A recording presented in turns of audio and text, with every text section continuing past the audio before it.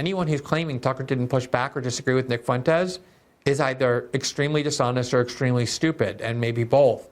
You can host the worst people on the planet on your show, and as long as they're not an Israel critic, you'll be totally fine. Glenn Greenwald just shredded Zionist critics of Nick Fuentes and Tucker Carlson, weighing into a GOP or MAGA civil war of sorts that's playing out on the American right over, you guessed it, Israel. So Glenn chimes in on this topic and explains why things are not as they appear when it comes to the legacy media and the double standards that the pro-Israel Zionists have for people like Tucker Carlson and Nick Fuentes. So let's get right into it. Please like the video and subscribe to the channel. So many people have been waiting for a way to try and destroy Tucker Carlson for so long. And it didn't start with Israel. That was the accelerant. And that by far is the primary factor now. But going back to when he had his Fox show, he was a major thorn in the side of congressional Republicans when it came to their desire to fund the war in Ukraine. Tucker did more than anybody to turn MAGA and its base against the war in Ukraine.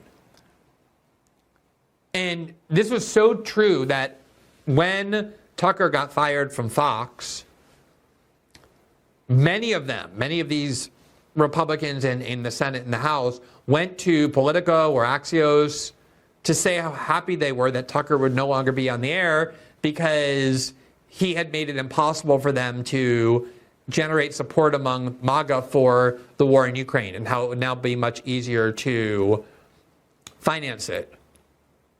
And then in general, he was just a critic of Republican establishment foreign policy, constantly warning of the attempt of neocons to try and generate war with Iran. I remember thinking to myself, wow, like, think about what a sea change it is that you can now go on Fox News, and not just any show on Fox, but like the 8 o'clock primetime show, the most watched show on all of cable news, certainly on Fox, and condemn Republicans for trying to change the government of Cuba. But that is how radical of a change Tucker was and is for Republican Party politics. So there was a lot of anger and hatred toward Tucker among the Mitch McConnell crowd, Lindsey Graham crowd, Ted Cruz crowd for quite a long time. Yeah, he's exactly right. Tucker was a critic of the war in Ukraine, of the Ukraine first mentality that's put $200 billion in the coffers of Zelensky to fight a proxy war versus a nuclear power that it would be much better to leave alone and, have detente rather than saber rattling. And he dared to expose stories related to this and the CIA and U.S. propaganda supporting this war in Ukraine. In particular, I remember his story about the Nord Stream pipeline bombings and how, the whole regime was saying it was Putin, it was Russia that bombed and destroyed the Nord Stream pipeline, when it didn't make an iota of sense because Russia benefited in terms of fuel from that pipeline, and the fact that Seymour Hersh had an amazing story backed with primary sources and proof that it was in fact the United States and the United States deep state that accomplished that feat. And, it's more than that. It went into his January 6th coverage where he revealed new footage of what happened on January 6th, showing that the whole insurrection narrative was absurd. He did that in early 2023, and that didn't make the neocons like him anymore either. The people that were perpetrating this and standing with the liberal Democrats saying, this is an attack on our democracy, this unarmed protest in which the only person that died was murdered by Capitol Hill police. That's their insurrection that they were going with. So yeah, they've hated Tucker for a long time because of stories like that he dared to tell the truth about. It's just that he was way more popular than they were, and they couldn't do anything about it. They couldn't publicly criticize Tucker. That's why they all, like cowards, ran to Politico or Axios and demanded anonymity to celebrate his firing. They were too scared to put their name on it. And then once after October 7th, Tucker started questioning the Israel relationship with the United States. That's when they no longer had the luxury of hiding. They had to find a way to try and destroy Tucker's reputation, like they do for anybody who effectively criticizes Israel. Anybody who effectively criticizes Israel is going to be the subject of this kind of career and reputational destruction. The more effective you are at doing it, the more intense the campaign is going to be. Right. And you see that now. There's nothing but an attempt to depict Tucker as some old-style anti-Semite of the kind Bill Buckley so nobly vanquished from the conservative movement. And all of that happened when Tucker hosted Nick Fuentes on his show. You can host the worst people on the planet on your show and even treat them nicely and in agreement. And as long as they're not an Israel critic, you'll be totally fine. Everybody will defend you. This is totally true. We've seen it time and time again, and it doesn't escape mention here that Israel's dedicated $150 million for propaganda in this direction. This is the only thing that, these Zionist neocons seem to care about. Tucker could have deviated on any other issue, but you have the Israeli Foreign Ministry receiving $150 million specifically to propagandize Americans. And we've seen this played out. It's become a meme, thankfully. The 7K payments for influencers that make pro-Israel posts funded by people like Larry Ellison and Bill Ackman and that garbage. That is what we're seeing. They will destroy you over this Israel issue if they can. And there's no other topic that Tucker could have turned his mind on or turned his attention on that wouldn't invite this kind of, rebuttal from this crowd. It's just the truth. And the way they try and attack Tucker, the way they tried to use this Nick Fuentes interview that Tucker did to try and destroy Tucker or claim he was an anti-Semite was based on an absolute lie, which is that Nick Fuentes went on Tucker's show and Tucker didn't push back on anything, didn't challenge him on anything, didn't disagree with him on anything. And all you have to do is watch the first half of the interview to know that anyone who's claiming Tucker didn't push back or disagree with Nick Fuentes is either extremely dishonest or extremely stupid, and maybe both. The whole first half of the discussion is Tucker explaining to Nick why he thinks certain views that Nick has, why he thinks certain ways that Nick expresses those views is either counterproductive or just morally wrong, unchristian. That's exactly the truth. You know what the truth is that the Zionists that decided to carry on this narrative that Tucker didn't push back, I do think they actually, most of them watched the interview. They had just decided that their narrative was more important than the truth and what actually played out in that interview. But Glenn's right. The two things that struck me is Tucker pushed back saying it's not Christian to have a collective guilt associated with Judaism if you think that Judaism in general is at the root of these problems we face with the neocons. And there's plenty of, Christian neocons like the George Bushes and Donald Rumsfelds and Cheneys of the world that are equally culpable. And by saying it's a problem of Judaism doesn't properly place blame, and it's unchristian. That was what Tucker was arguing. He also said there's plenty of amazing Jewish critics of Israel. Like one of them we're watching right here, Glenn Greenwald. He didn't mention Glenn, but he mentioned Jeffrey Sachs, one of the, by far the best too. And this was pushback against Nick. I mean, it didn't get that fiery in terms of contentious, but he was challenging directly Nick's views on some of these things. Tucker argued that when you reduce things to not just the ideology of Zionism, but when you reduce it to Jews, I'm just describing Tucker's argument. He's saying you're violating a core precept of Christianity, which is that you don't judge people based on their blood, based on their demographic groups, but instead on their individual. All people are created by God. They're all entitled to the same dignity. You don't judge them based on are they black or brown or yellow or white, or are they Christian or Muslim? Or you don't. That's not how you judge people. And he was saying to Nick Fuentes, look, you're a young, extremely influential, very talented person with a lot of influence to wield and probably a lot of more influence that you will wield.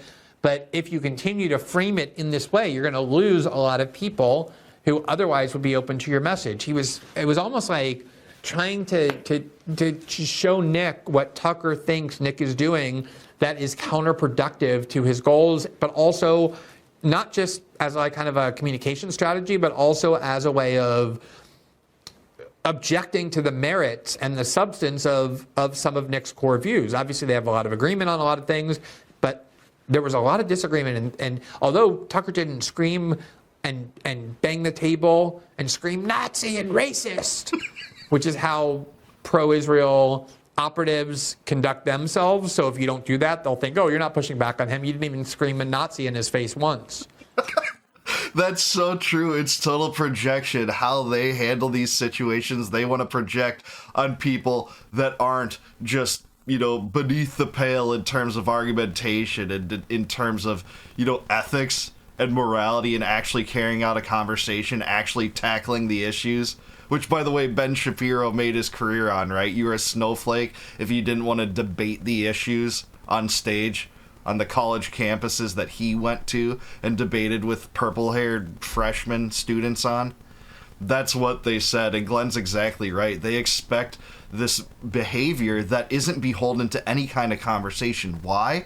They don't want a conversation. They've never wanted a conversation. They want Hasbara. They want Israeli propaganda. They want to prolong the unholy alliance that is the U.S.-Israeli relationship. That's what they want. You conducted yourself civilly. It was like a civil discussion. Obviously, you didn't push back. The whole thing was this tension between the two about their worldviews and their ways of advocating for it. And Nick's argument in response was, it is a fiction to try and extricate this dependence on Israel that the United States has, this subservience to Israel that the United States have, from the Jewishness of the people who have engineered it, because embedded in Jewish identity is a loyalty to Israel, a belief that Israel has to exist as a Jewish state. And it's a fiction to pretend that's not the case. And that is, I think so much of Tucker's worldview has been so deliberately distorted. I've been arguing with the left about this for the longest time. I mean, one of the main reasons that I got expelled from large portions of the left was because I was on Tucker's show so often and was associated with him, and there was this perception, this argument. You can go on a show and disagree with somebody, but he's beyond the pale because he's a clear racist. He's a white nationalist. And that just isn't Tucker's worldview, and maybe it was, 20 years ago. Tucker has changed on pretty much everything. Part of what motivates Tucker, what animates him, is embarrassment and regret over the things he advocated before he knew better. Totally agree with this. This is much of Tucker Carlson's appeal, and I talk about this a lot, that Tucker repents for being a neocon. So do I. I try to do that too, and I'm not saying that that's an amazing virtue on my part or anything, but I do think that is why a lot of Americans tune into Tucker, hear what he has to say. He actually has humility, unlike a lot of these Zionist stooges that would put endless amounts of money into Netanyahu's coffers as Americans suffer. Tucker's unlike them. He actually repents from the misdeeds of his past that involved, propagandizing wars that killed people. It's to that level. And he brings that up commonly. It is the case that he brings it up commonly, and people see that, people connect with that, because we all have something like that, right? Who was born a dissident against the world empire? Very few people. Who was born a dissident against the deep state? Very few people. We were radicalized by the misbehavior of people in government, some of which we supported in the past. I feel embarrassed for that. So does Tucker, clearly. You can see it when he talks about it. And that is a lot of his appeal. Glenn's totally right on this. So I'm not defending Tucker from 10 years ago or 20 years ago. I'm just explaining what I know for certain, both privately and publicly, that Tucker's worldview is not white nationalism. It's the opposite of that, in fact. Tucker's worldview is that we judge people based on their character and not their skin color, and his objection to affirmative action and DEI and discriminating against white people or giving advantages to certain groups has always been based on that. You don't have to agree with that. I'm not saying you have to agree with it or not. I'm just saying that is Tucker's worldview. Yeah, if you're gaslighting people and saying Tucker Carlson's a white nationalist and he's just some racist, it's gaslighting to the extent you're saying that Randy Fine is a track star. He's actually ripped. Behind the scenes, you see him after his speeches talking about how much he wants to bomb Gaza and destroy Palestinians. Behind the scenes, he's actually a ripped track star. That's what it's like. That's what it is akin to. And it's one of the reasons why he has disagreements with Nick Fuentes, who does not share that worldview.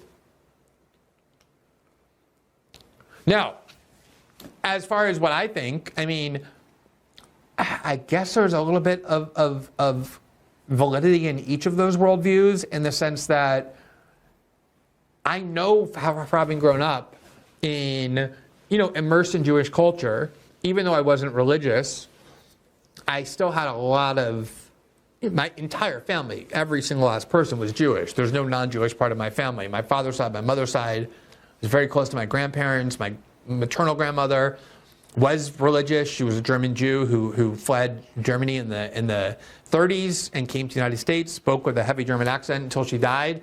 She constantly was pushing us to be educated in Jewish settings. She would send us to Jewish summer camp where you would learn Hebrew and Jewish prayer. I mean, I've been around Jewish people my whole life in Jewish culture and Jewish society, and to a large extent I still am.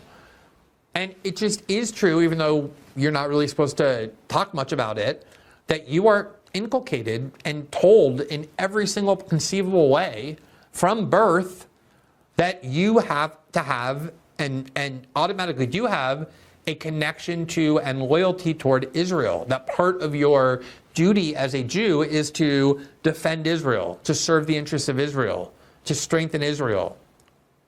Yeah, it's hard to deny this. This is something that Nick brings up a lot on his show. So do people that disagree with Nick in some ways that are good critics of Israel, like Dave Smith and Max Blumenthal and Aaron Mate. They bring this up. There's no denying that this connection is real, that many people brought up in these environments are told there has to be a connection with Israel. For better or worse, that is the case. But if you're blaming it on Judaism, you're not placing the blame properly, because there's a lot more Christian Zionists in the United States than Jewish Zionists in the United States. That's just a fact. And that steers our foreign policy as well. So that's just worth noticing. I know that Glenn will argue that, or would argue that too, but he's right too. They're not mutually exclusive. That is the case. And that is just true. To deny there's a connection between Jewishness and love of Israel is a fiction.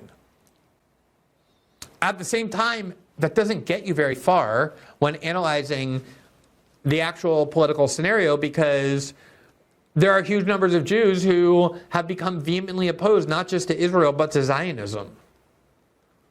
There's all kinds of things we're taught, not we being Jews, but we as human beings from birth, that we end up renouncing or rejecting once we form our own critical faculties and evaluate the things we were taught to believe.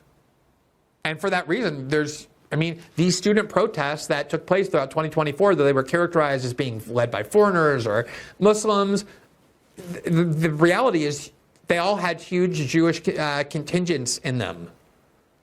Yeah, that's exactly right. That's something that Norman Finkelstein brought up in his recent interview with Candace Owens, that the most recent polls show 50% of American Jews are totally against, Netanyahu's policies in Gaza, and in fact think it's a genocide. That's 50% of American Jews. That's significant.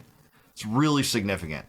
And you're seeing that swing among Americans in general, too, that have serious problems with that. That highlights how odious many Jews think this nonsense is, and aren't doubling down on it the way that some of these neocon Zionist influencers are. Leaders of many of these protests were Jewish. And that's true all over throughout Europe. It's all throughout the world. One of the reasons why there are so many Jewish people who are so fanatical about Israel is because they're taught from birth to be that. Their identity as a Jewish person is inextricably linked to love of and support for and loyalty toward Israel. And you can deny that because it's an uncomfortable truth. It doesn't negate the fact that it is true. And I do think it's important to adhere to truth always in what you're doing, but especially with sensitive and potentially dangerous topics, I think you have to be very precise as well. And then, the last thing I'll say is, I do think Nick Fuentes is still quite young. And it doesn't mean that anything he does or says is justified or even mitigated by his youth, but it is the case that very few people go through life holding the exact same views they held when they were 25 and 26.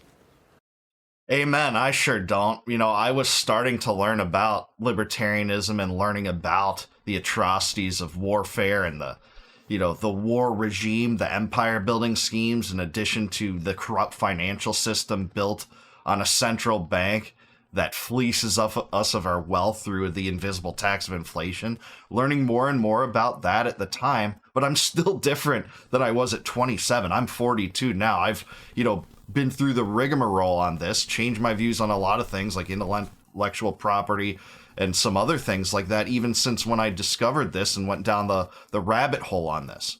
So maybe Nick's that too. He does have immense influence. He is, worthy of being criticized for bad takes. He's also worthy of being praised for good takes.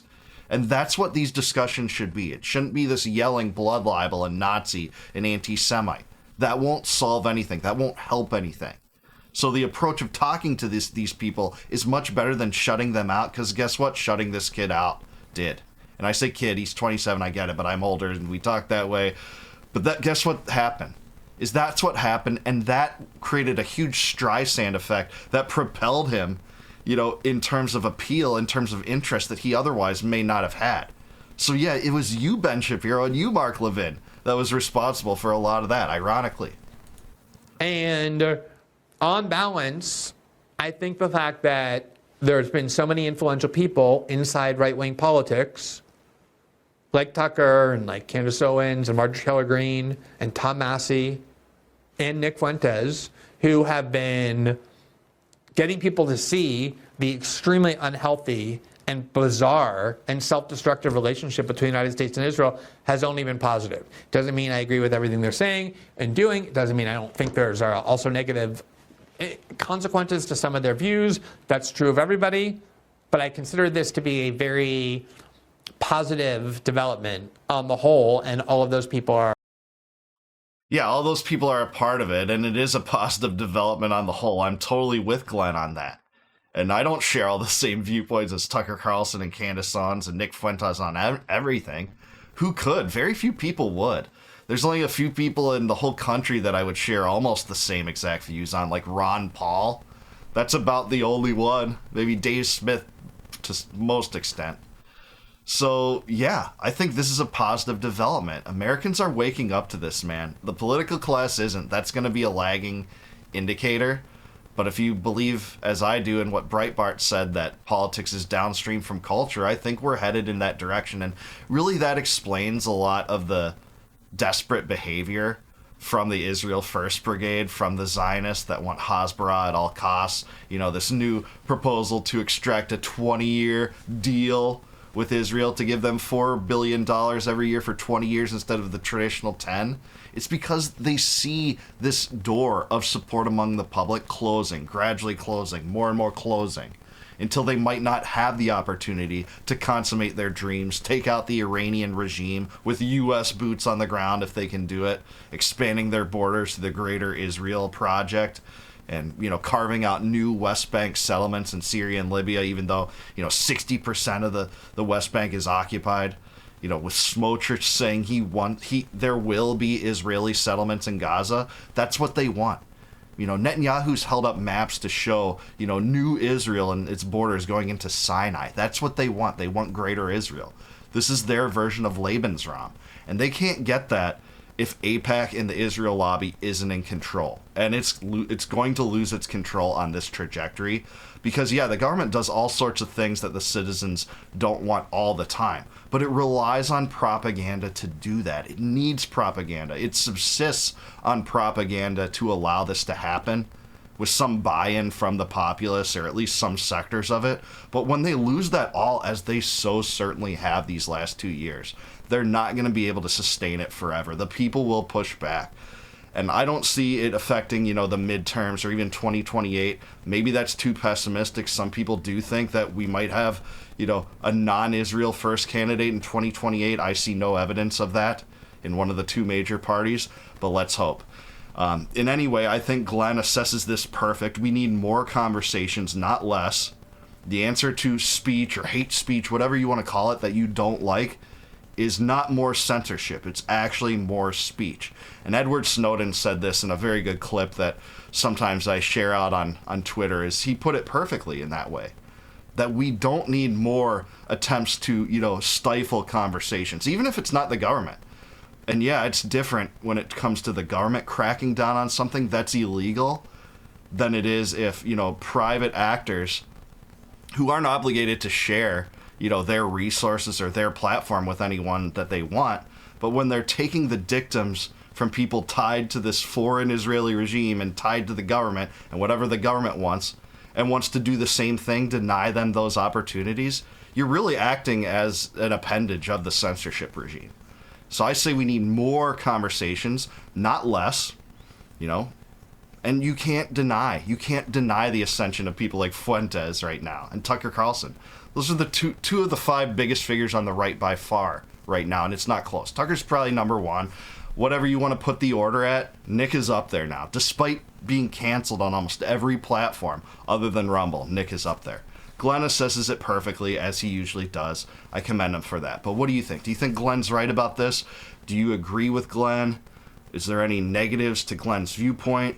Where do you think the culpability lies on trying to push, more non-conversations, more censorship? Is it on the Zionist right as much as the liberal establishment talked about it in the run-up to the 2024 elections, where they said, we need this ministry of truth, we need to police disinformation on the internet? Where does the culpability lie? Because to me, that's 2 different flavors of a desire for censorship. Let me know in the comments down below. Like the video, subscribe to the channel, subscribe to Glenn Greenwald. He's awesome, one of the best journalists of our time. If you like this video, please consider supporting my YouTube channel as a member. You can do that by clicking the join button below. And if you do that, I'll give you all of my videos before they go live to the general public on YouTube. You'll be able to access those members-only videos right away. And if you want a free copy of my first book, Compact of the Republic, click the link in the description below. It'll shoot you off to a site, plug in your email, I'll send it to you free of charge in PDF form, just because you're awesome. And until I see you guys next time, no more war, no more debt, no more inflation, and no more empire. Peace out, guys. Catch you in the next one.